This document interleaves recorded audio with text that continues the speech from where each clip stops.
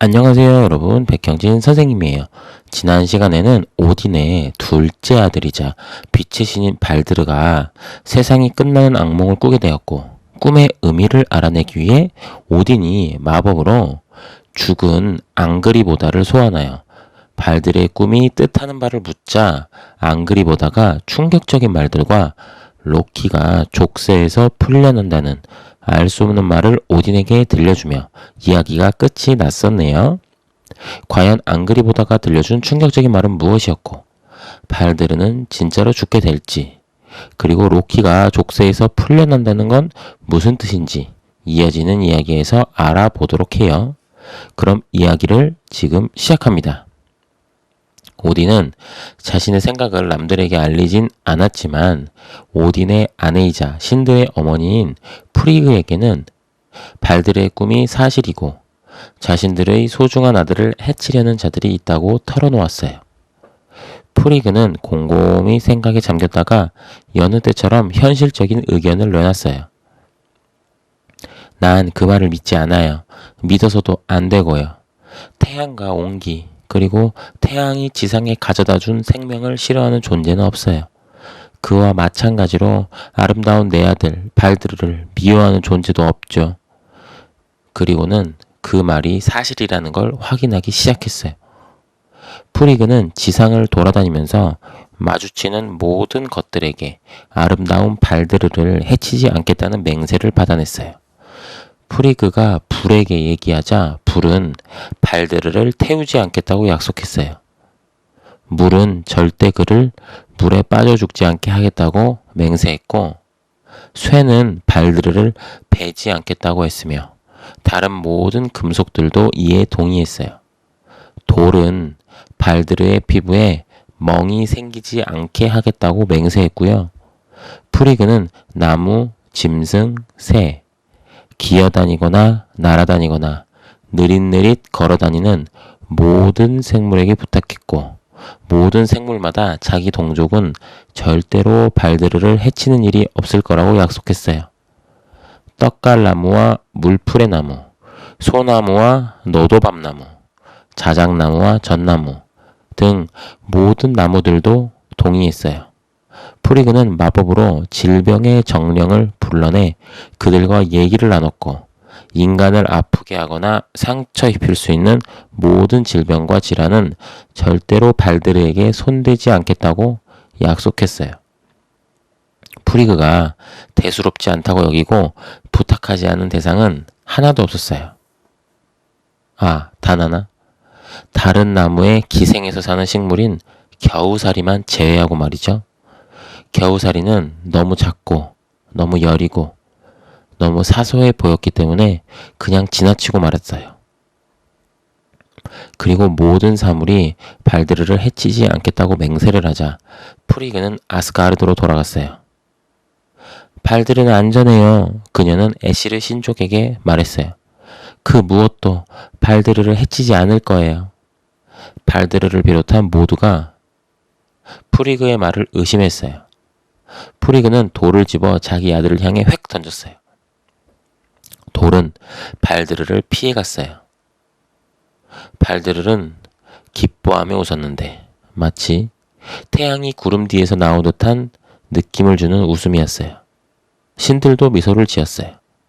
그리고 한 명씩 자기 무기를 발드르에게 던져보고는 다들 놀라고 신기해했어요. 칼은 발드르의 몸에 닿지도 않았고 창은 발드르의 살을 꿰뚫지 못했어요. 모든 신들은 안도하며 행복했어요. 아스가르드에서 기쁨으로 빛나지 않는 얼굴은 단 둘뿐이었는데 그 중 한 명은 역시 로키였어요. 로키는 미소를 짓지도 웃지도 않았어요. 로키는 신들이 도끼와 칼로 발드르를 마구 내리치거나 거대한 돌덩어리를 발드르의 머리 위에 떨어뜨리거나 울퉁불퉁 마디 가진 커다란 나무 몽둥이로 발드르를 때리려고 하다가 몽둥이와 칼과 바위와 도끼가 발드르를 피하거나 부드러운 깃털처럼 발드르를 스치는 걸 보고는 웃음을 터뜨리는 모습을 봤어요. 로키는 곰곰이 생각에 잠겼다가 슬며시 그림자 속으로 사라졌어요. 웃지 않는 또 다른 한 명의 인물은 발드르의 동생인 호드였는데 호드는 장님이었어요. 무슨 일이 벌어지고 있는 거죠? 앞이 안 보이는 호드가 물었어요. 대체 무슨 일인지 누가 제발 저한테 얘기 좀 해주세요. 하지만 아무도 호드에게 설명을 해주지 않았어요. 호드는 떠들썩하게 노는 즐거운 소리를 들으면서 자기도 저기 낄 수 있기를 바랬어요. 아드님이 정말 자랑스러우시겠어요. 한 친절한 여인이 프리그에게 말했어요. 프리그는 그녀가 누구인지 알아보지 못했지만 그 여인은 발드르를 보며 활짝 웃었고 프리그는 실제로 자기 아들이 자랑스러웠어요. 어쨌든 세상 모두가 발드르를 사랑하니까요. 하지만 저들이 불쌍한 젊은이를 해치면 어떡하죠? 저렇게 물건을 마구 던지다가 말이에요.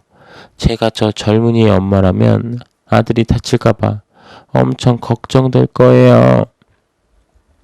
저들은 내 아들을 다치게 하지 않을 겁니다. 세상 어떤 무기도 발들에게 상처를 입힐 수는 없어요. 어떤 질병도, 어떤 바위도, 어떤 나무도요. 아들을 해칠 가능성이 있는 세상 모든 것들에게 절대로 아들을 해치지 않겠다는 맹세를 받았거든요. 그거 잘 됐군요. 친절한 여인이 말했어요. 그 말을 들으니 기쁘네요. 하지만 하나도 빠뜨린 게 없다고 확신할 수 있으세요?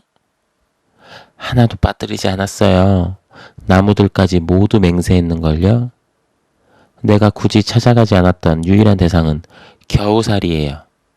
발할라 서쪽에 있는 떡갈나무에서 자라는 덩굴 식물 말이에요. 하지만 너무 어리고 너무 작아서 겨우살이는 남에게 아무런 해도 끼칠 수 없을 거예요. 겨우살이로는 몽둥이도 만들 수 없잖아요. 저런저런 겨우살이라고요? 사실 나 같아도 그런 건 신경 쓰지는 않을 거예요. 남을 해치기엔 너무 허약하잖아요? 프리그는 이 친절한 여인의 모습에서 누군가가 떠오르기 시작했지만 프리그가 그게 누구인지 기억해내기 전에 티르가 거대한 바위를 왼손으로 번쩍 들어 올렸어요. 그리고 그걸 머리 위로 높이 치켜들었다가 발드르의 가슴을 바위로 세게 내리쳤죠. 바위는 빛나는 신의 몸에 닿기도 전에 산산이 부서져 가루가 되었어요. 프리그가 다시 친절한 여인과 얘기를 나누려고 고개를 돌렸을 때 그녀는 이미 가버리고 없었어요. 그리고 프리그는 그 일에 대해 더 이상 생각하지 않았어요. 그때는 그랬다는 얘기예요. 자기 모습으로 돌아온 로키는 바랄라 서쪽으로 향했어요. 그리고 거대한 떡갈나무 옆에서 멈췄고요.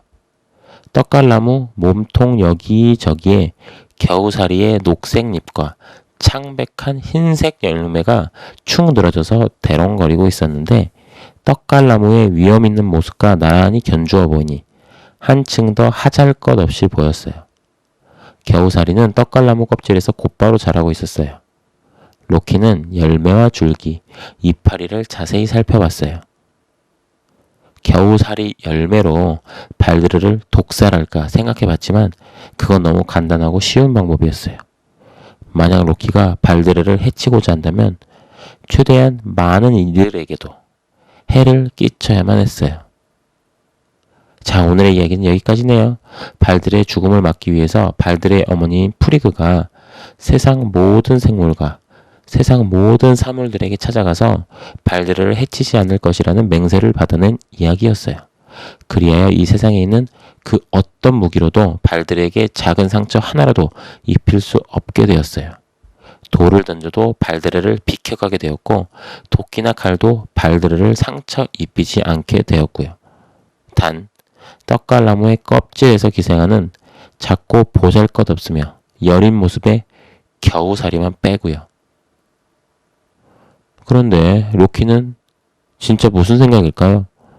여자로 변신해서 프리그에게 접근해 겨우살이에게만 맹세를 받지 않았다는 정보를 알아내고 곧장 겨우살이를 찾으러 떠났으니까 말이에요. 로키는 과연 겨우살이로 진짜 뭘 하려는 걸까요? 이어지는 이야기는 다음 시간에 계속됩니다. 그럼 여러분, 이제 곧 개학입니다. 이제부터는 유튜브가 아니라 수업 시간에 교실에서 만나요. 그럼 안녕.